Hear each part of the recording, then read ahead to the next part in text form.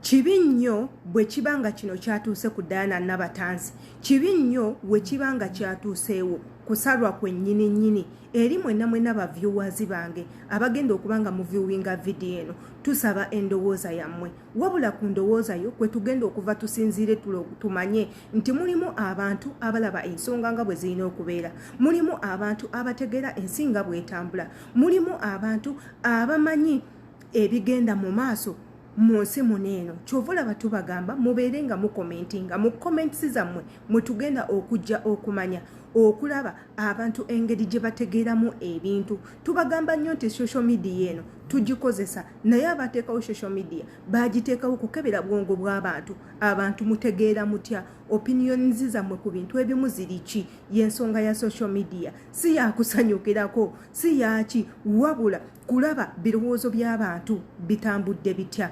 Amanya yenze Shila Adita.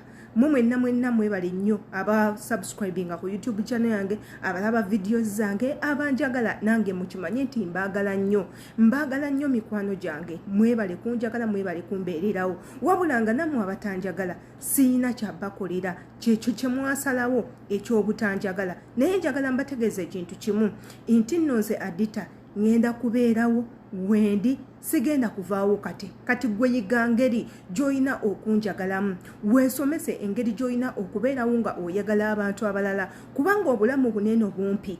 Obulamu buno bumpi okubumalira mu bintu ebitalina makulu, obulamu buno bumpi okubumalira mu ntalo, obulamu buno bumpi obumalira mu kukyawa abantu, obulamu buno bumpi obumalira mu mpalana. Engeri gy'olina kikolamu kwe kwagala abantu abalala. Tomanya oyinza okuba nga tonjagala naye ng'ojja kunsisinkana awantu wonna. Oyinza okuba nga tonjagala nga n'okuntunulako kikuwa obuzibu.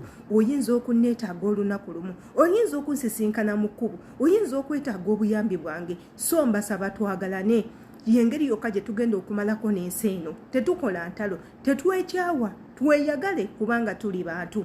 Olunaku olwaleero tugenda kuba twogera ku mboozi ya Nabatanzi, wabula nze ng'agenda okugyogerako yenze Shila Adita. Subscribing, kwata ku notification bell, buli video eneebeera ku eno YouTube channel egenda kubanga ekutuukako. Okomentinge, teweerabira akadde kakoonemu munnange kagenda baka kwanguyiza ensonga. Amawulire agali mu lugambo bikyali mbu. Nze nga Shila Adita sibiinaako wino, sibiinaako bukakafu, nange nkyali mu mbu. Abantu babyogera bwogezi, naye mujjukire nti ewabeera omukka tewabula muliro. Eva olaba omukka sensingirawo, waliwo ekikyamu, waliwo omuliro. Ogende obeere nga okebera. Emboozi ya Nabatanzi okubanga yayabulidde ekibiina ky'okubanga azanya firimu, yavudde mu position y'okuzanya firimu nadduka mu kibiina kya Almighty Entertainment. Munnange ekintu kineno kigudde ku buli muntu. Romantic Entertainment intino yagobye Diana Nabatanzi. Nze nga Shila Adita ngera we mbagambye nti imbu kubanga mbadde waneno nina akatambi kenguddeko ak'omwami omu eyazanya muntu nnusi Sendegeya ng'ayina obubaka bwawa ng'agamba Diana Nabatanzi muntu mulungi nnyo, Diana Nabatanzi muntu mugezi nnyo, Diana Nabatanzi asonyiwa, Diana Nabatanzi tawalana, Diana Nabatanzi ayagaliza, Diana Nabatanzi ye muntu amanya ensobi yo najja n'abeera nga agikugamba ate n'agikugira okubanga efuluma okugenda ew'omuntu omulala. N'agamba Diana Nabatanzi ye muntu asobola okubeererawo mu mbeera yonna, era ng'agamba kubegenda kubanga kumusubwa nnyo. Simanyi akatambi kano kabadde kaddi oba kaleero oba kajjo, wabula okusinzira ku bigenda maaso nti emizannyo kati egiriko egisinga egiri mu Almighty Entertainment Diana Nabatanzi taliimu, era nga bagamba waliwo omuzannyo gwe baakoma okumulabako nga bagamba agenze Taki, wabula gino emizannyo emirala egirikumu munnange omuwala ono taliimu. Ayinza okuba nga ekibiina yakivuddemu, bagamba entabo evudde ku mukwano okuba nti nno ayina omukwano n'omwami gwe bayita Ahmed. Ebintu bineno bizenga bitambula. Ahmed ayagala abakazi bakozesa mu firimu n'ebintu ng'ebirala, wabula nze nga Shila Adita kyesitayinaako wino saagala kikakasa kubanga ebintu byonna weebityo bibeera nga bw'olaba music industries nti abayimbi bamanyi okweyagala, era ndowooza ne film industries bwekityo. Oli tasobola kubeera na mukyala mulungi n'atamwegomba. Diana Nabatanzi y'omu ku bakyala abalungi abali mu film industries. Diana Nabatanzi mukyala mulungi asaana omwami omulungi, ekyo kyonna mu kiraba. Diana Nabatanzi ye muntu omwetowaze, omukyala omulungi, omukyala yakula obulungi ate ng'okijjeeko mukyala mukozi nnyo. Omwami yenna asobola okuba nga amwegomba. Olwo olugambo katululeke, katudde ku lugambo olw'okuba nti nno yavudde mu firimu. Nze nga bwe ndaba ebintu bineeno, obanga yagivuddemu tugenda kubanga kusalwa nnyo, tugenda kubanga tulina loosi ngafe abantu ababadde bamwagala, abantu abamufollowinga, abantu abayagala nnyo emizannyo gye, egenda kubanga great loss. Wabula ate era saagala mukijjukire nti omuntu tabeera na mulimu gumu.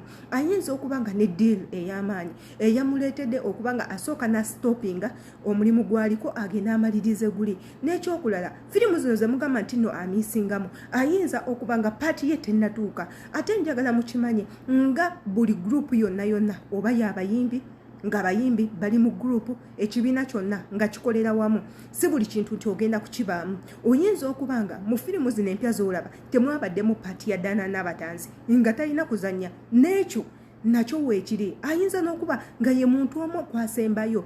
Omuzannyo temunaba gumalako, mwakatandika mutandike, temutandika kujajinga, wabula kineno kijje bankuba kyeyo bonna mu mbeera abagala Diana Nabatanzi beebuuza Diana Nabatanzi aliwa, muyina okumuleeta. Omuzannyo gutali mu Diana Nabatanzi tegunyuma. Kano sigenda kayita kaljanja ngabala we babadde bakomentinga ku Twitter.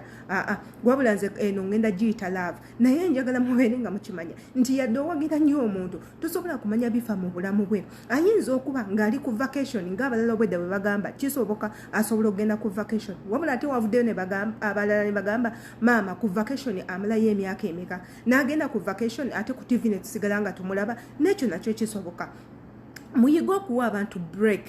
Yes, muyiga okuwa abantu break. Yadde oba omwagala naye tomanyi bulamu bwe nga bwe butambula. Wabula ng'ate nze nga Sheila Adita, Diana Nabatanzi nkyamwagala ku scene, nkyamwagala mu films, abadde azanya bulungi, ate n'ekirala eno professional ye, bino ebintu babisomerera ne babikuguka n'obatikira ne babatikira, ekintu ekitagenda muvaako. Ate ng'oggyeko n'ekyo ayina ne talent. Ngera bwe mulaba Ella eyakolako obwa modeling Miss Uganda, omukyalo oyo munange ye muzanyi wa bina Uganda naye azanyira Nigeria. Eyinza okuba nga big deal yaze nga Nabatanzi alina okuzanyira mu nsi endala oba nga bamutadde mu programs endala. N'ekyo tulinda tugire tubeere nga tukisuubira. Kye tulina okukola nga ffe bafans kwe kwekuumaakuma ne tutereera wamu ne tulinda ekiddako ki kye bagenda okutuwa.